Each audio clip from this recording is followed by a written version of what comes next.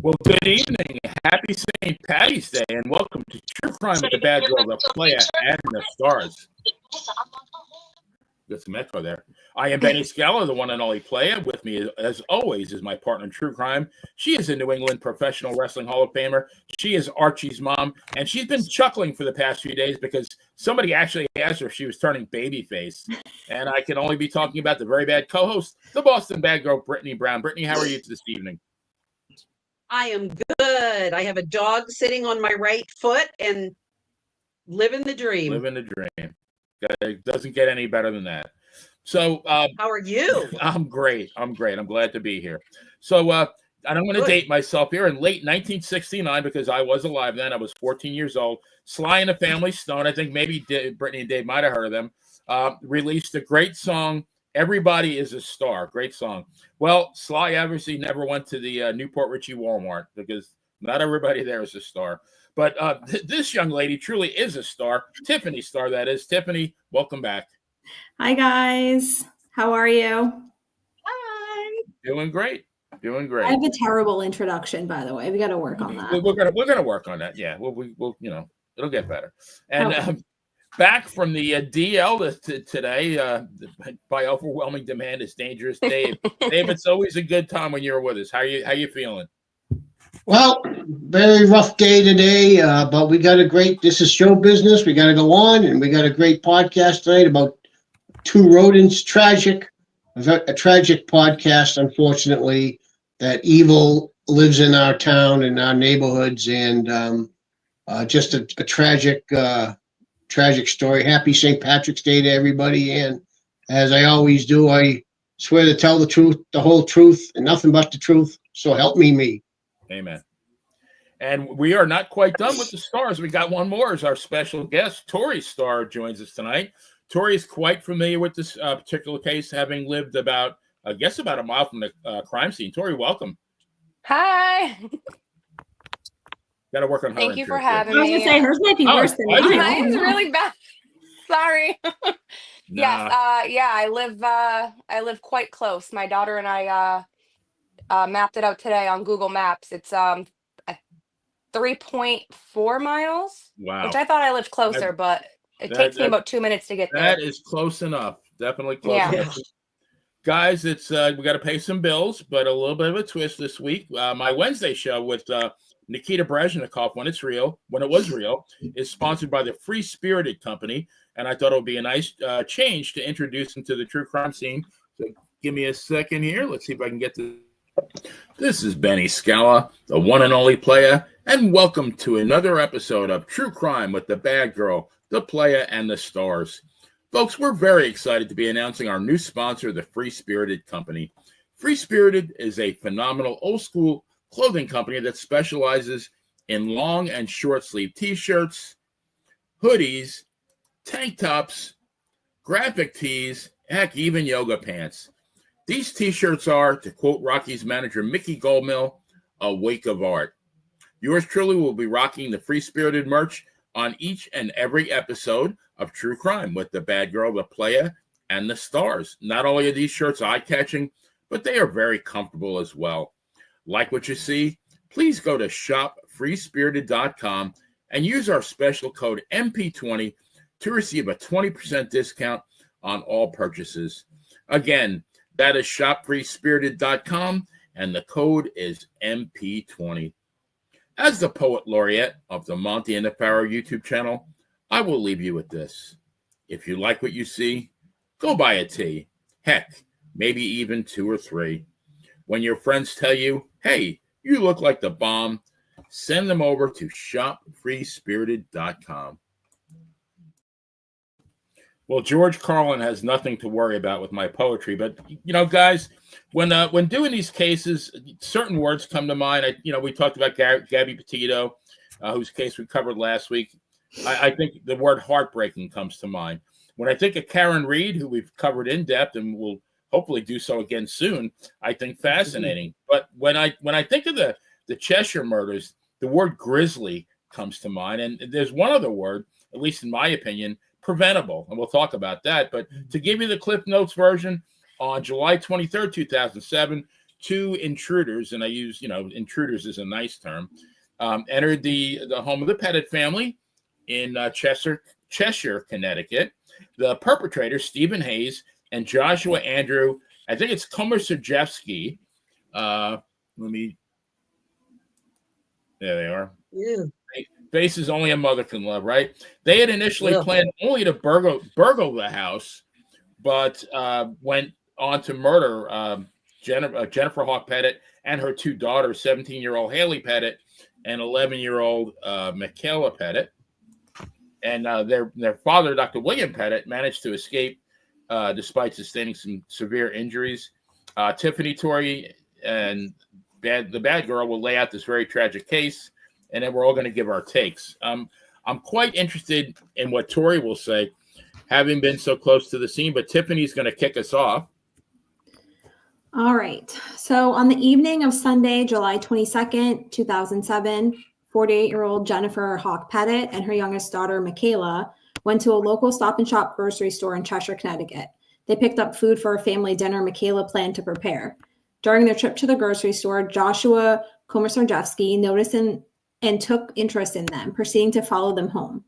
Prosecutors argued at the trial that Komisarjevsky was motivated by money and his interest in Michaela, whom he later sexually assaulted. Shortly afterwards, Stephen Hayes sent a text message to Komisarjevsky that read, "I'm chomping at the bit to get started. Need a margarita soon." Hayes then texted, "We still on?" Komisarjevsky replied, "Yes." Hayes' next text asked, "Soon?" To which Komisarjevsky replied, "I'm putting the kid to bed. Hold your horses." Hayes replied, "Dude, the horses want to get loose, LOL." According to Hayes' confession, he and Komisarjevsky had planned to rob the Petit house under cover of darkness, leaving the family bound but otherwise unharmed. Both attributed the grisly outcome to a change of plan. Upon their arrival in the early hours of July 23rd, they found William asleep on a couch in the sunroom. Komisarjevsky entered the basement through an unlocked door and took a baseball bat he found leaning on the basement stairs. Komisarjevsky then entered the sunroom and used the bat to strike William 4 or 5 times. Komisarjevsky and Hayes bound William's wrists and ankles with plastic zip ties and rope. William remembered one perpetrator telling the other, "If he moves, put 2 bullets in him." The children and their mother were then bound in their respective rooms.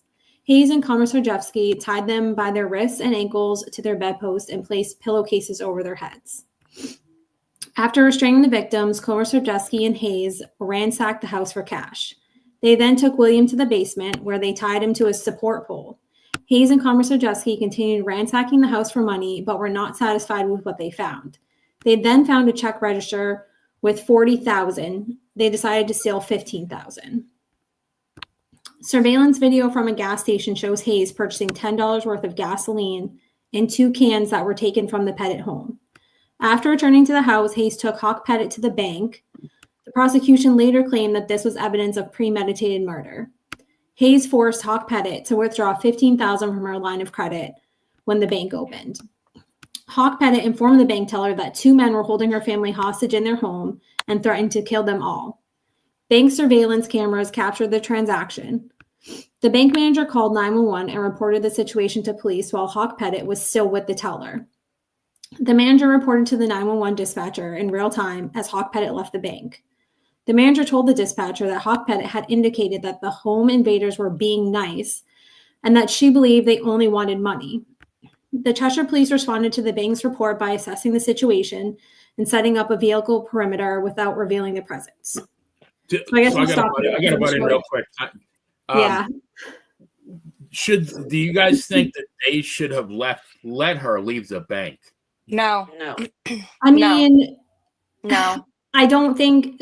I mean, how much are they going to do? They're bank tellers. I think that they should have told her that. Oh, tell him it's taking us a while because it's such a large sum of cash. Go outside, make up an excuse, whatever. That's a great point. Yeah, I like that. I feel like at least give them some time to intercept the vehicle and separate the 2 from each other.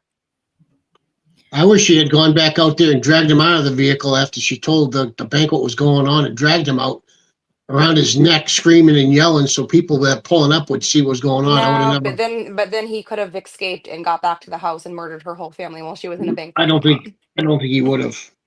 I don't think that I he do. would have gone back to the house. If he knew that the cops were in that moment being called or something was being done, I think he would have been terrified and would not have gone anywhere back near that house. That would, I mean, they were obviously very stupid, but I think that would have been really stupid to say, hey, everyone just saw me. Let me go back to the house to finish committing this awful crime. Yeah, but knowing one that- phone call to Josh to this the other one would have. She didn't know I what they think would have that, done. they should I have would just. I would never get back in that car. You mean you're talking about Jennifer, Dave, the wife? No, I would never get back in that car. Absolutely not. Well, I'm No. thinking that they should have detained her, said don't go anywhere, and sent a cop right to the bank and another one right to the house. Right. And then you diffuse everything. Having kids, I mean, you never know what she was thinking. She probably just wanted to get back to the house with her. I know I would. I'd want to just get back to make sure my kids were okay.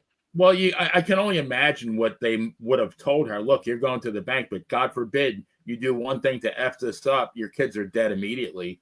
Well, yeah, So, that is what they told her. Yeah, she was. She was. You're not thinking rationally in a case like that. No. Yeah.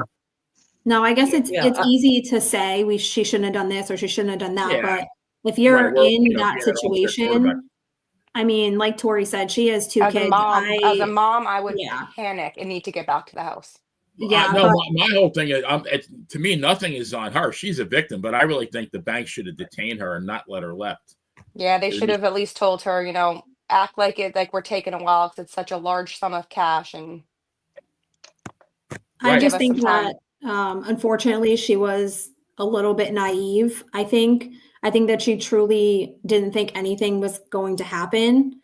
And that's why, I mean, she said they were being nice, but it's like these people broke into your home, beat your husband. Like, how nice are they being? They took batting practice on her husband's head. Like, I mean, I think she was- didn't she see that? Like, that's not very nice. No, I think she was extremely naive. I mean, I don't know how she grew up. It sounded like she grew up maybe in a very suburban kind of area. I don't think she grew up in Cheshire, if I remember correctly. But it sounded like she probably just didn't have those life experiences to be like, hey, let me be a little bit more vigilant and kind of do something a little more here. Yeah.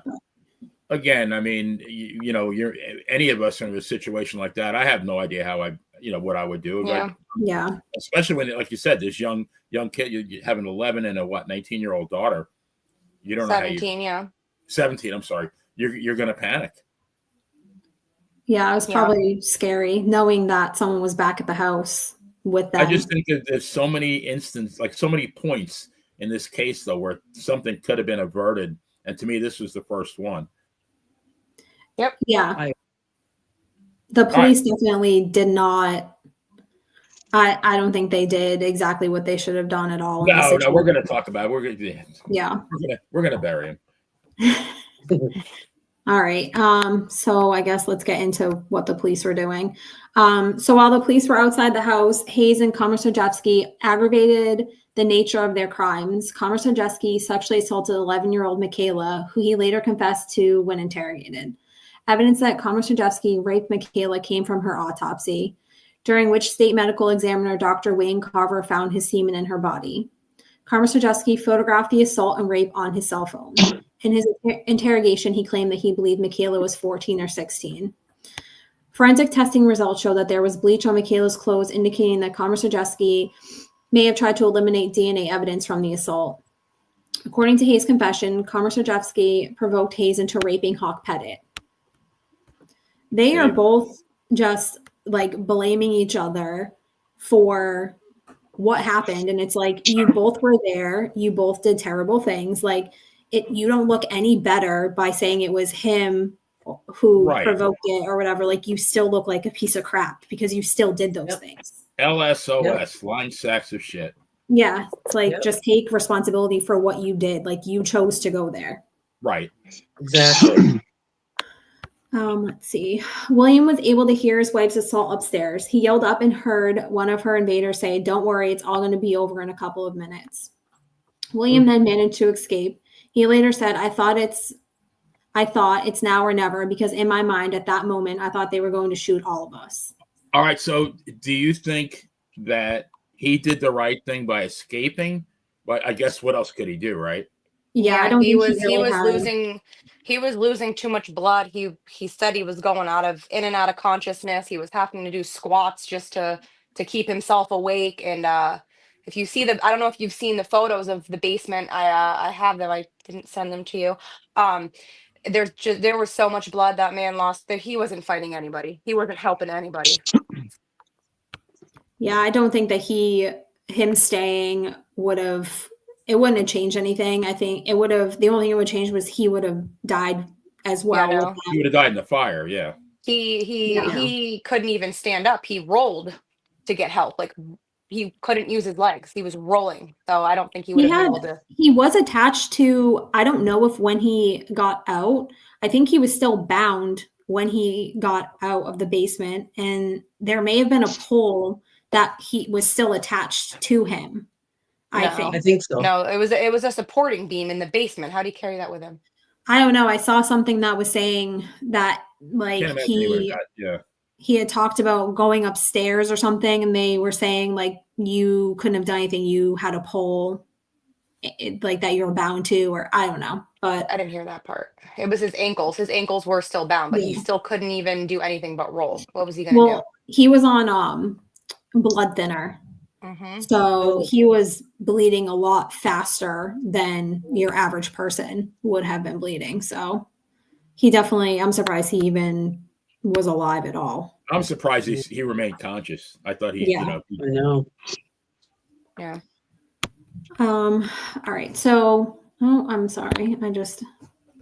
Hayes said in his confession that while he was raping Hawke-Petit on the living room floor, Komisarjevsky entered and announced that William had escaped. Hayes then strangled Hawke-Petit.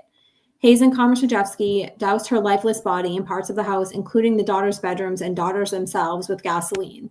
Investigators would later find the accelerant on the Petit sisters' beds and on the clothing they were wearing. Hayes and Komisarjevsky started a fire and fled the scene. Hayley and Michaela both died of smoke inhalation. Hayley managed to escape her restraints and run out of her bedroom and into the hallway, where she collapsed and died. Her body was found at the top of the staircase. 3rd and 4th degree burns on her feet indicated that she got very close to the fire around the time she died. The medical examiner who performed an autopsy on her could not determine if the burns occurred before or after her death. Michaela's body was found in her bedroom. She was still in her bed, her hands tied to it, and her lower body hanging off of it. Like her older sister, Michaela's burns may have occurred while she was still alive. So this all happened while the cops were sitting outside of the house. Yeah, we got to keep that in mind. Yeah.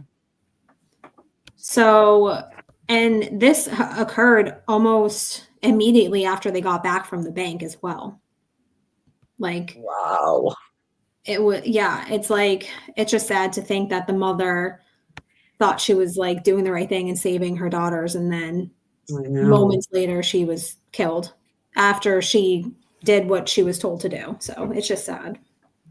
Yeah. And how many of these cases that we've talked about have the same common denominator, which is if the police did their job a little better, a little faster, people would be alive today. Absolutely.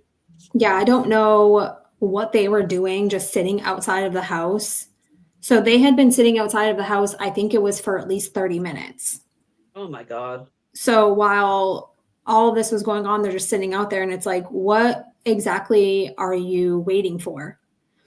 I don't know if it's. Did they even yell at these guys with a megaphone like we have you surrounded? No, I don't even know. That was Jennifer. That was Jennifer's dad's biggest thing, was like, why weren't you? He said that in the interview. You didn't even get on a megaphone and tell these people you were outside. You didn't. They didn't have blinds on any of their windows. They didn't even go up to the windows to look inside and see what was going on. Right. They went nowhere near the house. Nowhere near the house. Come out, or we're going to come in, One of the neighbors said that they were hiding behind the trees in the backyard. They weren't even going anywhere near the house. That's ridiculous when you have a situation like this, though. And apparently some of the cops off the record were saying that when they first arrived there, heard both of the girls screaming on the top of their lungs. They heard them screaming inside. So they were still alive when they arrived. That I would guess that's probably when they were getting doused with the gas. Yeah. Probably. And they heard Yeah. them screaming for help and did nothing. Wow. Unbelievable. Mm-hmm. Yeah, I don't know if the cops were not properly trained or if they were told by whoever, like, don't go in. I don't know how those situations happen when I know they did have limited information. So, like, they didn't know, are these people armed? They have guns. Like, I know they didn't know those things. So, Well, did they're that- armed and they have guns, so go in. You hear two little girls screaming for help. You Right. also are armed with a gun. Go in. Yeah, I don't know if because like you see it, like in all situations when there's a hostage involved, things are done a little differently. Like it doesn't Right. seem like there's True. urgency, only because they're trying to keep the hostages from being killed. So I don't know if like it was something like that where they were like, we don't want them to kill them. Well, by the time they had arrived, the Yeah. father was out of, they saw what was going on in the house. Yeah, the father was I don't know. outside with his head bashed in. Yeah. Yeah. My personal opinion, I don't think any of those cops had any fucking balls. Just go They the still fuck in the don't. I house. agree. Yeah. That's your The Cheshire that's Police your Department job. still doesn't. Well, Dave and That- Brittany, you guys remember the Keystone Cops? Yeah, I think so. I do. Yeah, a bunch. I guess was it a silent film back in the 20s or 30s? The totally inept, bumbling cops, and that's when when I was prepping for this case, I'm thinking these were the modern day Keystone Cops, just totally incompetent. From my experience with them, they're still stupid. All of them are still untrained. It's a fucking home invasion. It's not like someone's holding people in a bank. Out, it's a fucking home invasion. Go in there. You hear them screaming and yelling. To me, I think they just didn't have the balls or common sense to do. But Tori, how many murders per year are there in Cheshire? Probably like you can count them on one hand, right? I don't think there's ever that. I think that was the only one that's ever happened. Right. I mean, Ever. not an excuse, but these cops were woefully unprepared to deal with a situation like this. And like Dave said, they didn't have the cojones. Even just on instinct. That if you're a cop, you hear two young girls screaming. Your first instinct has to be, I got to get in there and save them. I'm not even a cop, and if I was walking on the street unarmed and I heard two girls or anybody screaming in a house, I'm going towards them. Yeah, I think How scary.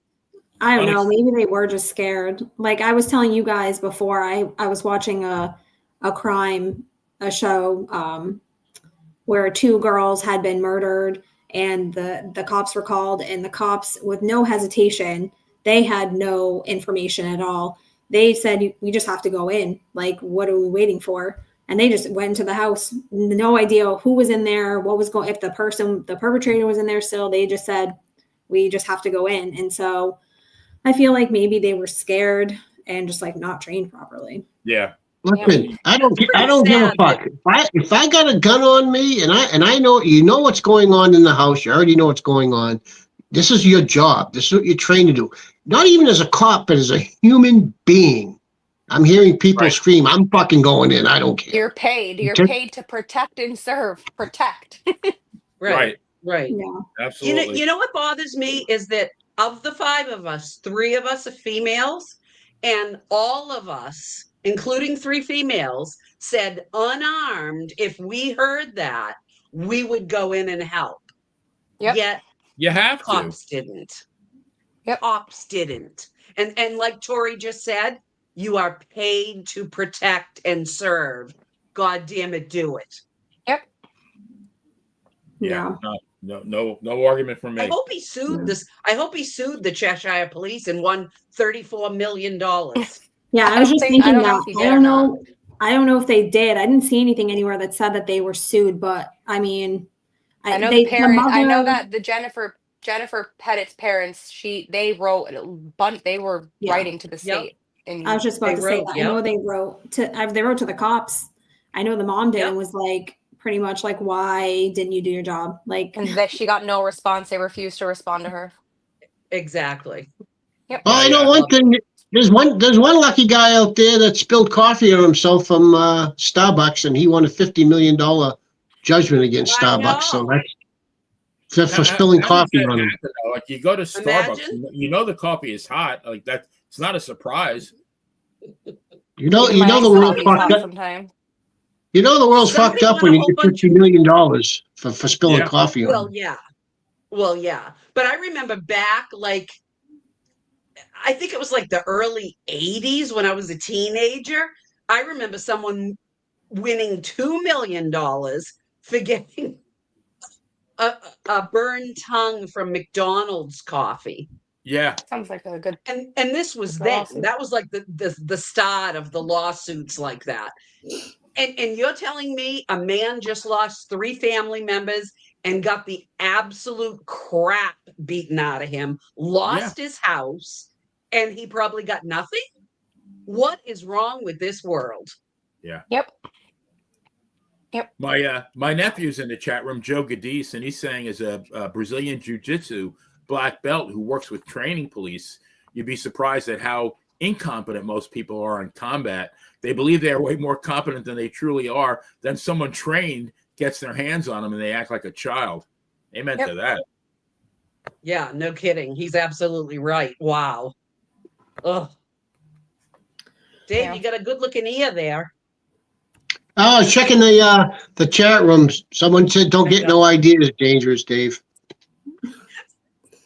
That Ron Esposito guy.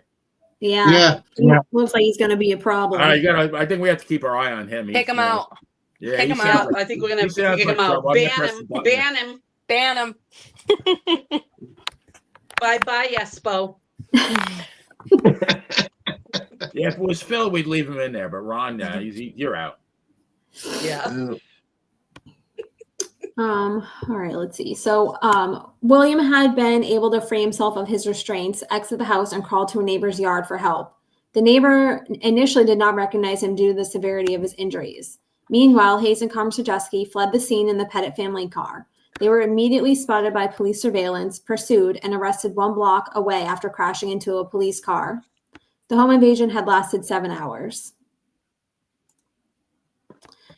Both Hayes and Komisarjevsky confessed to the murders. Detectives testified that Hayes smelled of gasoline throughout his interrogation. Each assailant claimed that the other was the driving force and mastermind behind the home invasion.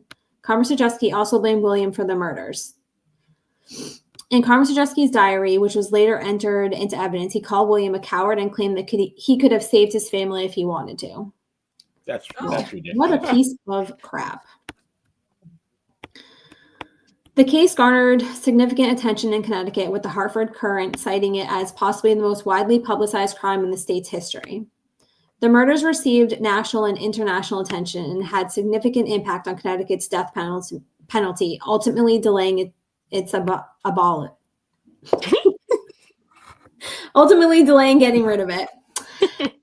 Hayes and Komisarjevsky were convicted of the murders in separate trials and both sentenced to death. Their sentences were vacated in August 2015 when the Connecticut Supreme Court ruled that the death penalty was unconstitutional and retroactively commuted all death sentences to life imprisonment.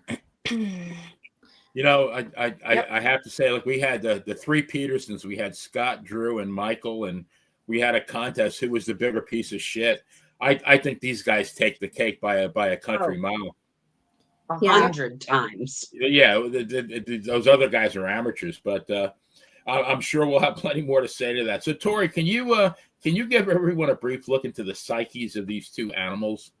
I can, but I will say I do not pronounce Joshua's last name. Komisarjevsky.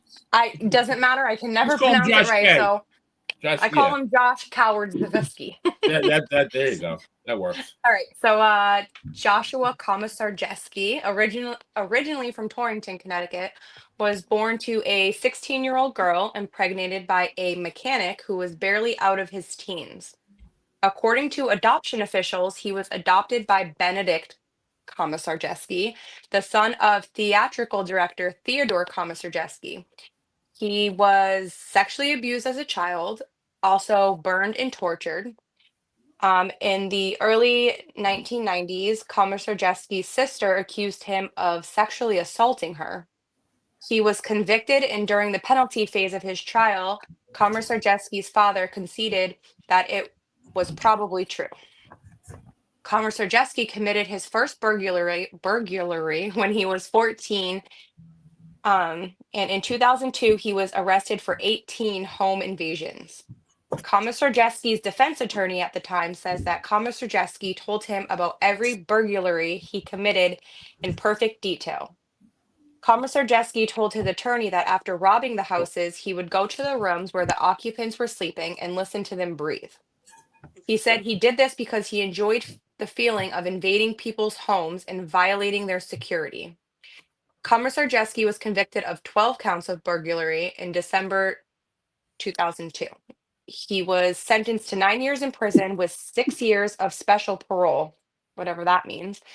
During his sentencing hearing, Judge James Bentavagna, described Komisarjevsky as a calculated, cold-blooded predator. Komisarjevsky was paroled in April of 2007. Under Connecticut law, prosecutors were supposed to send the parole board a transcript of the sentencing proceeding, but the parole board that released Komisarjevsky never received the transcript and was not aware of all the details regarding his case. After being paroled, Komisarjevsky stated that the Silliman Halfway House stayed at the Silliman Halfway House where he met Stephen Hayes. Well, there's another fuck up right there. I mean, he was 9 years and he gets paroled in 4.5. And Wow. the parole board had no idea what was said at the sentencing. So that was not to cut you off. So Hayes' background is pretty similar, except lengthier, if you would say, than obviously Komisarjevsky's because he's older. And you will see in a lot of their cases of when they were locked up, of them being let out very early, way earlier than they should have been. right. The both of them. Yeah, they were saying that, so he had 18 counts of home invasions, and I guess each one should have carried like a 10, I think it was like 10-year 10 years. sentence. And he shouldn't even been out of jail at all, because Ever, for 18 his home whole life. invasions, 10 years. I mean, that's pretty much life in prison, I feel like. But yeah. But Yep. you're convicted of 18 home invasions, 18, right? And you get sentenced to 9 years. I don't know what the special parole is either, but and the judge calls you a calculated, cold-blooded predator, and then you get paroled in half the time. My nephew Joe was saying, how much of this is the fault of the judicial system? Right. Yeah, granting parole to terrible. this. 100% it's on them. Yeah. Connecticut's terrible. It definitely is. And he was let out. So he was let out 3 months before the murders happened. So he was let out early. The murders would never happen if he wasn't let out. And then a week before the murders happened, they decided he was good enough to take his ankle bracelet off, and they took his monitor off a week before the murders. Yeah. Yep. Connecticut's terrible. Yeah, had he still been under house arrest or his ankle bracelet, whatever, he never would have been able to even commit that, because he was out at like 3 a.m. They would have been like, every minute of that 9-year sentence. I've left his small child at home to go rape another small child. Was he with his fiance, living with her at the time? No, he was living with his parents. That's actually coincidentally one time our house got robbed. Ron Esposito's trailer, his landscaping trailer, got stolen, and for some reason he thought the people at that house had taken it, not knowing it was Joshua Komisarjevsky's parents' house. He went over there stalking the people, and then we later found out it was their house. Oh my God. And it was on the documentary tonight, and he's like, "Oh, look, that's the house that I went to and took pictures of." I didn't know that he did that. Oh yeah. Yeah. Yep. And besides the burglaries, by the way, he sexually assaulted his sister, and I believe he was a pedophile. Yeah. Like, watching the documentary, didn't he have a relationship with a very young girl? Well, So no, his I mean, she was younger, fiancé- but she looked like she was 5 years old. Yeah, and the fiance's dad actually, so he had texted his fiance's dad and asked if he could marry her, something along those lines. And the dad, his response was pretty much, "You are a career criminal, and I think you're a pedophile." So Was she even 18? I think that I'm not. me They too. never really said how much younger they were. She was. Yeah. I think they She might have looked said 14 awful or young. 15 when they met. But even in the documentary, when she was much older, like an adult, she still looked like she was 13 years old. Like she had Yeah, a she very looks young. young body and young face. Like she looked Right. very, very young. Yeah. So, um, but let's get into Stephen Hayes. So Hayes was born Stephen Joseph Hayes. He was first convicted of burglary in 1980 at the age of 16. And tried as an adult. He was paroled in 1982 but violated his parole conditions 7 weeks later. During the time between this incident and the Cheshire murders, Hayes was arrested nearly 30 times and spent most of this time incarcerated. Hayes' last arrest before the Cheshire murders was in 2004 after he smashed a car window with a rock and stole a woman's purse. He was paroled in 2006 and sent to the Silliman halfway house where he met Komisarjevsky. Unreal. So Yeah. I mean, Brittany, I have this question for you because and Dave, like so many of these cases that we've done, I'm thinking Albert DeSalvo, which I think it was our very first case, David Berkowitz. I mean, Bundy. The list goes on and on. Charles Manson, where I mean, they had such a horrible childhood, and these guys are right in line with that.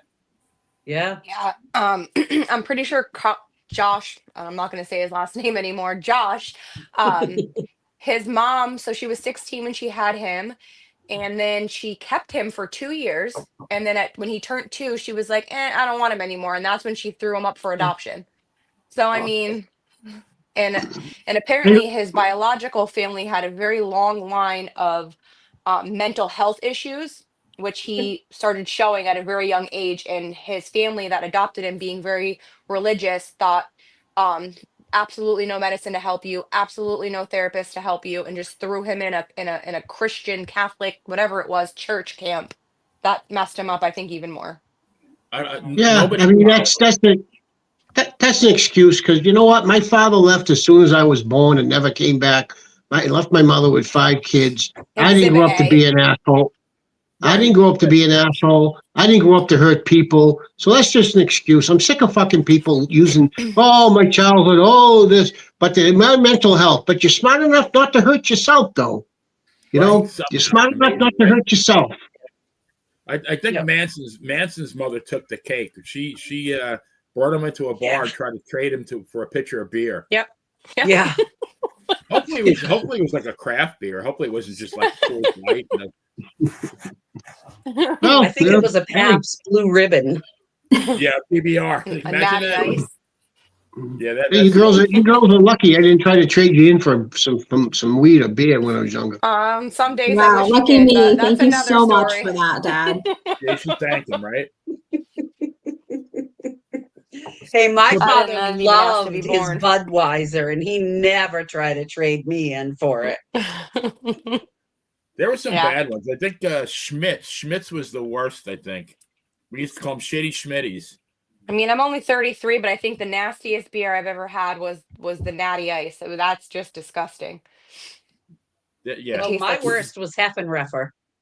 I don't even know what that is. I've never even heard of that before in my life. But it doesn't sound like something I want to try, though. So I'm going to date myself. In 1976, I bought a case of beer for $3. It was Genesee Cream Ale, and my friends and I stayed up all night playing cards. Who made the noise? I think that was Brittany. I think it was Brittany. Are you familiar with it, Brittany? No, I said, oh, yuck. Yeah, I thought you made the noise. I think it was like camel pee or something like that. But yeah, the 3 of us stayed up all night drinking this shitty beer, and then we went to White Castle and washed it down with love White White Castle. That was the Love one White good decision Castle. you made that night because White Castle was delicious. No, that was We a used to good sneak decision. there as teenagers in the middle of the night. Yeah, Remember Oh, that? yeah, we went back to New York all the time to get that. All the grease in the White Castle neutralized the crappy beer. But so bad girl. How about the family? The Petits seem to be as good as these lowlifes were bad. Yeah, it sure seems that way. So Jennifer Hawke-Petit was a nurse and co-director of the health center at Cheshire Academy, a private boarding school in Cheshire, Connecticut. She met her husband at Children's Hospital of Pittsburgh in 1985 when she was a new oncology nurse and he was a third-year medical student at the University of Pittsburgh. She and Dr. Petit married in 1985. Oh, they married the same year they met. Wow. Good for them. Yeah. Well, the Petit's elder daughter, Hayley, had just graduated from Miss Porter's school, where she played varsity cross-country basketball and crew and was a high honor roll student. Oh. While at Miss Porter's, she was elected to the senior leadership position of athletic association head. She also won a school award for exceptional community service. Hayley was scheduled to attend Dartmouth College, where she wanted to study medicine. How sad. Hayley had been an active fundraiser for MS research. I love it. Following her mother's diagnosis with that disease. She captained a walk MS team called Hayley's Hope. That's pretty impressive for someone that I age. think they were that saying really on the is. So sad. For an on the 11-year-old documentary? kid to be that unselfish, that's amazing. That was Yeah. a 17-year-old, right? Yeah, they said Yeah. that she Well, raised like yeah, over I'm sorry. Yeah, $50,000 Wow, for MS. Mm-hmm. that's amazing. that is. It's Good sad for her. because it's always like, not that anyone deserves to die, obviously, but it's always the people that are young that have such a great future and would do like amazing things and help people that end up getting murdered. Right. Yeah, It's it sad. seems that way. I know. Yeah. So the Petit's younger daughter, Michaela, attended the Chase Collegiate School before her death. After Hayley left for college, Michaela planned on taking over Hayley's Hope and renaming it Michaela's Miracle. Michaela often cooked for her family and had done so the evening before the murders. William, the sole survivor of the home invasion, was an endocrinologist in Plainville. He was also the medical director of the Joslin Diabetes Center at Connecticut Central Hospital. He survived when he escaped via a direct external exit from the basement despite his serious injuries. William has not returned to his medical practice since the murders, stating his desire to be active in foundations set up to honor the memory of his family. He contemplated running for Congress as a Republican, but later decided against it. In the following election cycle, he successfully campaigned for the Connecticut General Assembly and served as a state representative. You know, Brittany, this is like a modern day Leave It to Beaver family. You know, like I know. the ultimate all-American. I mean, they were all, the two kids were great. They excelled. You got a father who's a physician. You got a mom who was a nurse. I mean, these kids were great kids. I mean, they, you know, to do that for MS, for their mom. I know. You know, and I'll put money on it that none of them called Charles Manson. I'm gonna. That's about 1,000,000 to 1 odds, and I wouldn't even put $1 on that. I agree with you, but what I want to do is, you know, and they're, and I think Tiffany said it, that, you know, they have this amazing future, and it got snuffed out in an instant by two pieces of shit. I mean, total, complete and utter piece of shit. But I want to go around the room and get everybody's opinion. I want to start with Tori, then Tiffany, Bad Girl, Dave, and then I'll go last. But, you know, besides your overall take on the crime itself, I'm interested in your opinion on a couple of things. One, was this tragedy preventable? The police knew about the situation when Jennifer was at the bank, like we said, and they were there at the scene when it all went down. Could they have done something to stop it? And two, now this is something I really want to talk about too. Both of these guys pled guilty, and they agreed to a life sentence in prison without the possibility of parole. Was it a mistake to drag everyone through a trial? Because let's face it, you know, when you get sentenced to death, how many people die within a year? I mean, it's like 30 years with all the appeals. I mean, wouldn't it have been better just to let him take the life in prison without the possibility of parole? Yeah, so going backwards from number 2 to 1, second question. Dr. Petit, William Petit, really, he was really for the death penalty. He even served, like, when Connecticut was trying to abolish the death penalty, like, he went in front of, like, every committee he could possibly go in front of, every state, whatever, like, he wanted the death penalty. Um, so I think that's why they pushed, like, he wanted to see them dead. He did not want them to live, but obviously it got abolished in 2012. By 2015, they were just put in for life. But yeah, he really wanted them to just. He don't think he cared about going through the trial. He just wanted to see them dead. That was his main goal. Yeah. I think he said that on a talk show he was on. I get that, but like I said, I mean, who's the Sirhan, the guy that killed Robert F. Kennedy in 1968? I think he recently passed away. But how many years was he on death row? Like 40, something like that. Yeah. And then, I mean, you're gonna appeal these things, and then they get how many appeals? You're talking at least 25 years. So what's really the difference? Personally, if I was in that situation, I mean, I wouldn't know what I would do, but I mean, I don't know if I would want to see like all those pictures and have to go through a trial and relive that entire like day and night over again. So I probably would have just been like, not. And yeah, I mean, I'd rather take throw these guys out in prison, and the general population, they'll probably get taken care of anyway. Yeah. True. Yeah. So, but but I'm not sure where they are. I don't even know what state they're in now.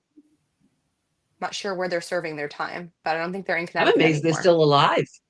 Yeah, well, one of them's a female, but we're not going to talk about that now. But the police, I think that it was I wouldn't say 100, I would say about 90% preventable. They didn't try. They got there. They had 2 police cars there before Hayes and Hawke-Petit even arrived back at the residence after the bank. There were 2 police cars around the corner just parked, doing nothing. One of them drove past the house a few times. And then, I mean, like I said, off the record, police were saying they heard the screams from the girls inside while they were just sitting outside doing nothing. I think at 100%, 90%, 95%, somewhere in between there could have been prevented. Yeah.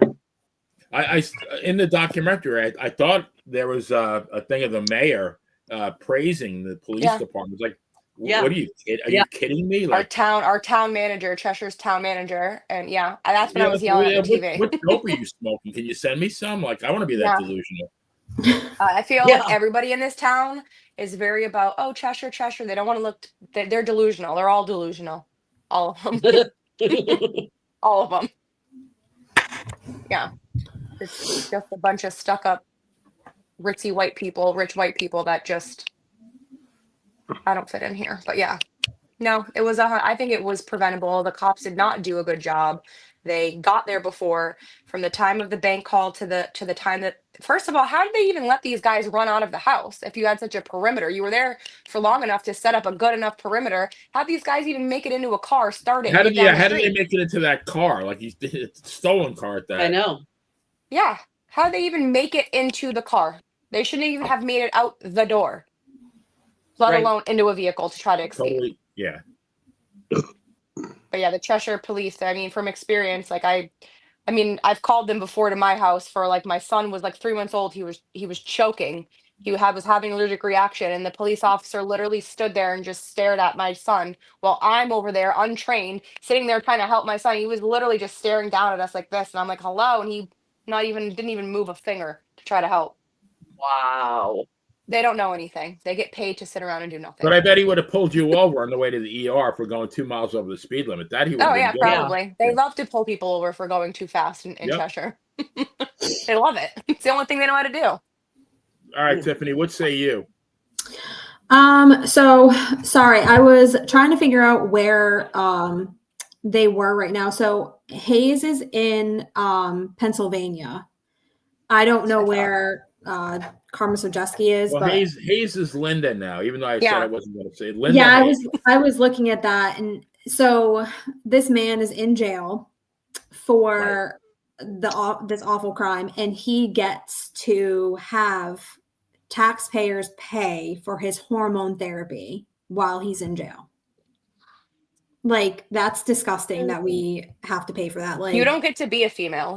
What you did to you don't get to be anybody. 3 females. You don't Like, you don't get to be a female. You get don't get yourself to, like, he just damn shouldn't lucky have to be that's breathing just, air.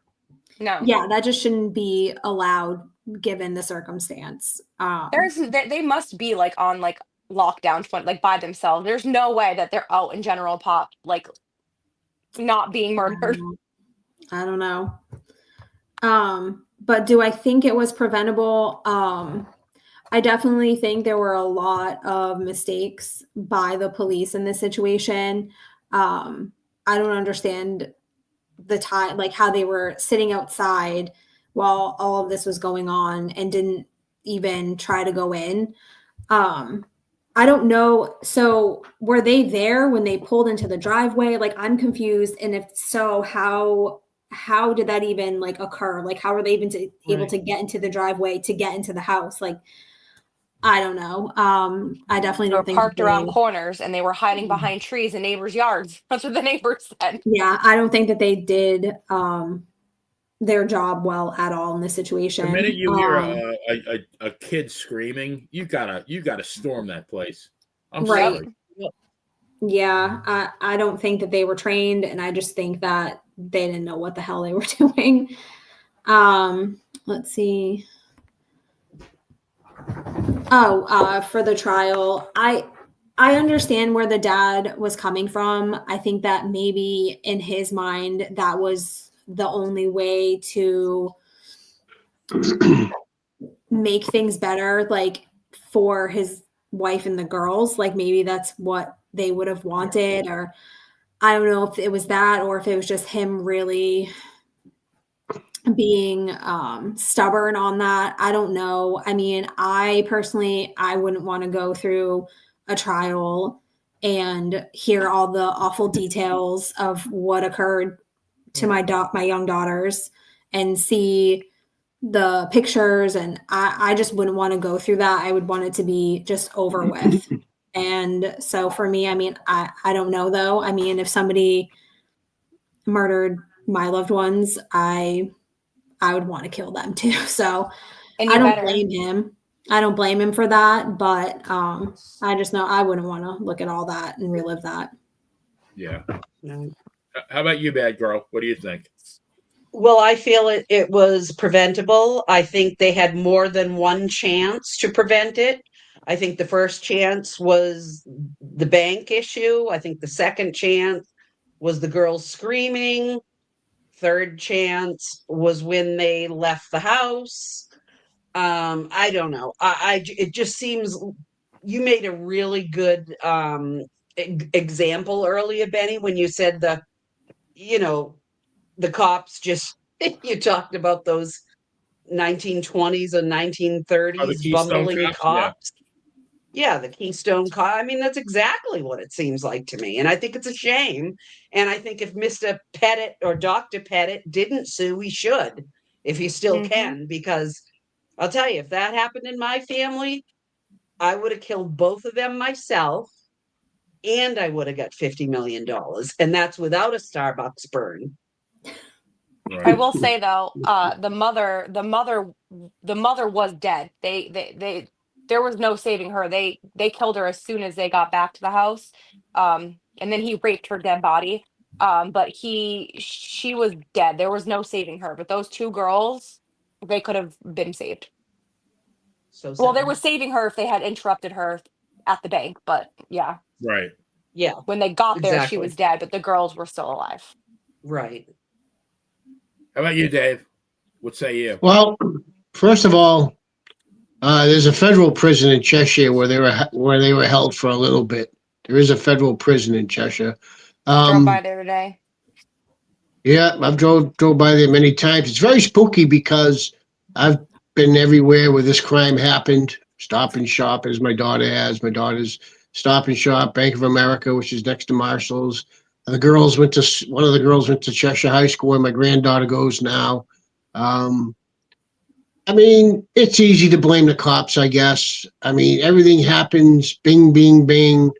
You know, I guess you got to blame them to a certain extent. They should have had some balls and went in that house. As far as, I don't know how this guy gets out of bed every day. I don't know how he goes on. I don't know if I could go on. I guess I would go on for my family, but I don't think, I get it. He wanted the death penalty. I get it.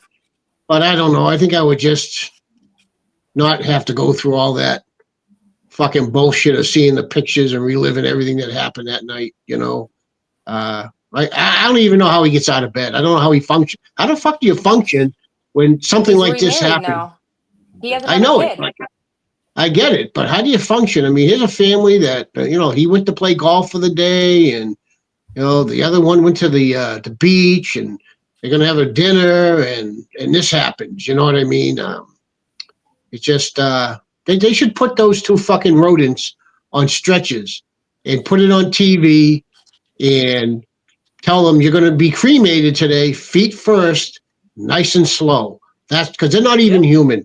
They're not human. I don't care what people say about the death penalty. Oh, they're humans. Fuck you. They're not human. They're not human at all. They're two rodents from some weird planet wherever they came from.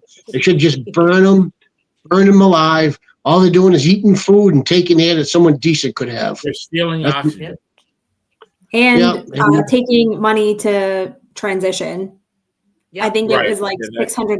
I can't remember. It was like $600, like a month or something along those lines for the hormone therapy that they are giving him.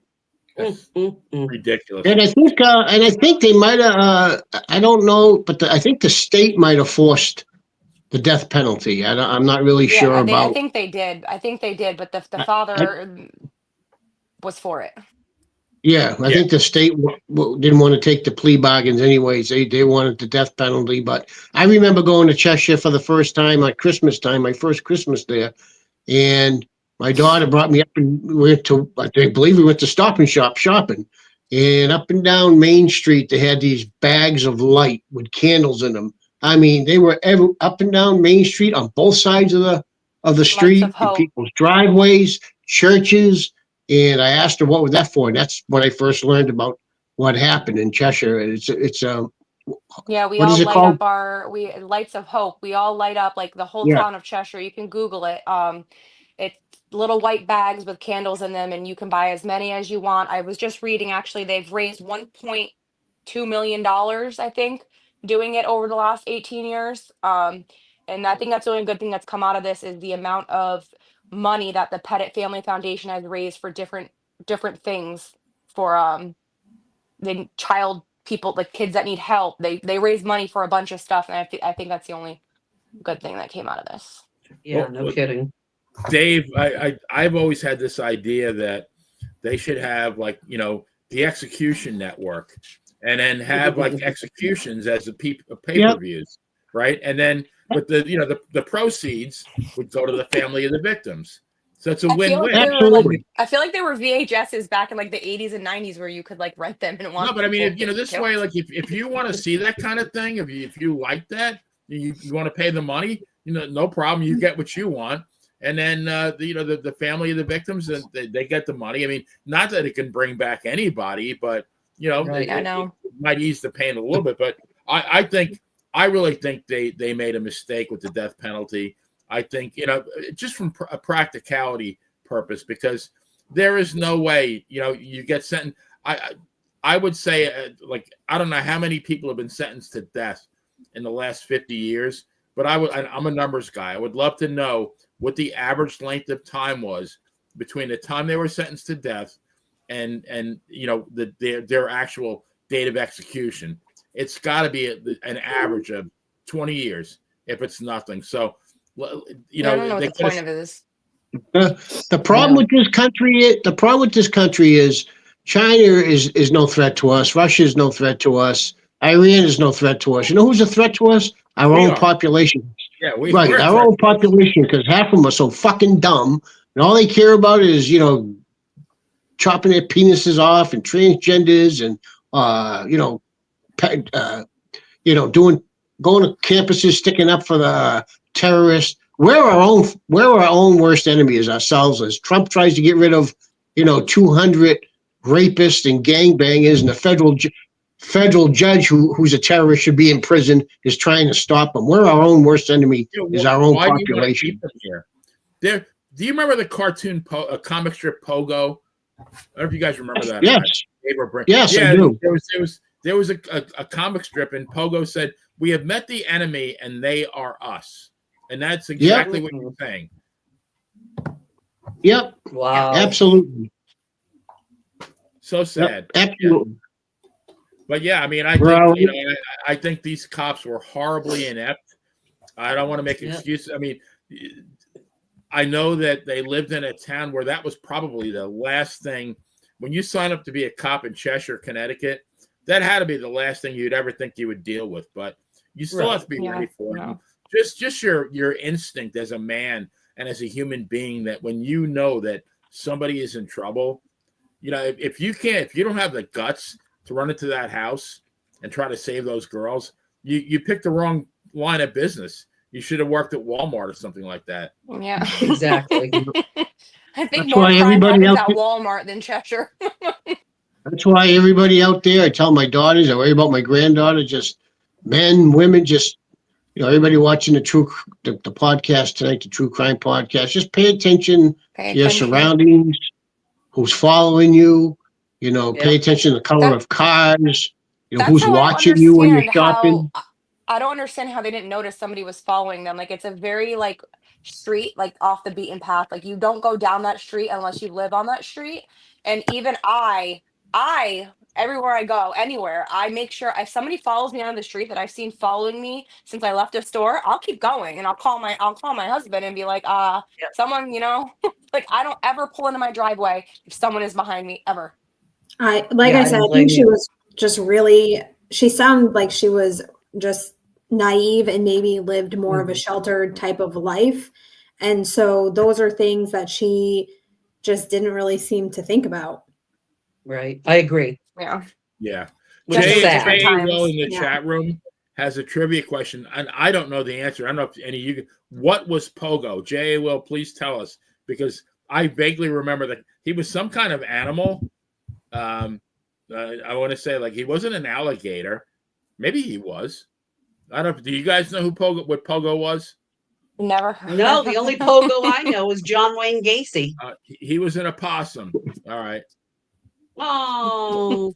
I never would have guessed that. But the only Pogo I know is the stick, the Pogo stick. Well, that's right. I know that too. That's it.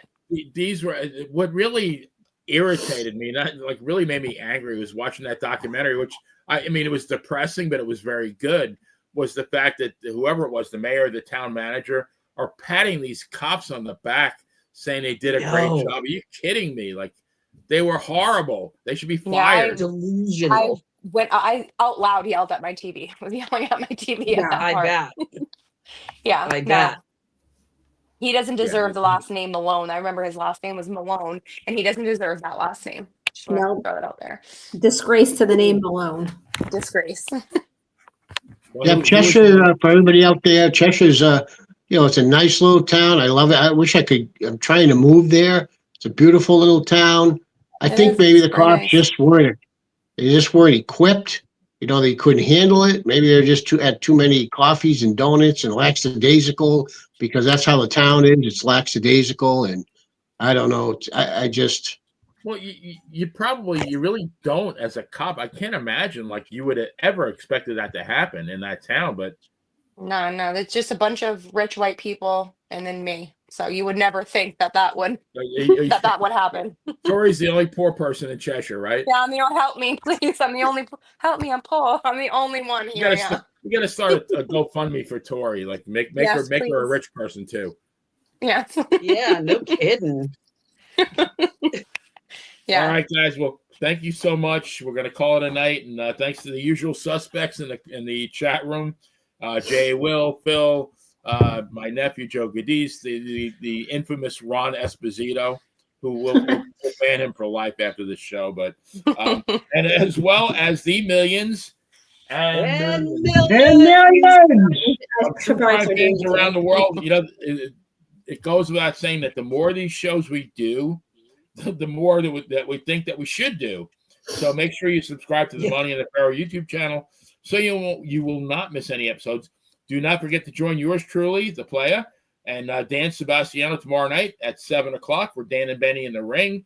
We're going to talk about John Cena, that rat bastard's heel turn, as well as Wednesday night at 7 when I'll be co-hosting the 3rd episode of When It Was Real, starring the noted author and WWF starring Nikita Brezhnikov. And this week, we're going to cover the career of one of my favorite wrestlers, Spiros Arion, one of the great heels. The Golden Greek. Yep. And then the Iron Greek. And then, so if you're a fan of old school wrestling, you want to take a great trip in the wrestling Wayback Machine, this show is for you. I do want to leave you a poem. Thanks for giving us an hour of your time. Tune in next week for another episode of True Crime. So for the bad girl, Tiffany, Tori, and Dangerous Dave, this is the one and only Playa telling everyone to stay safe and see you next crime. Bye. Bye. Bye. Bye.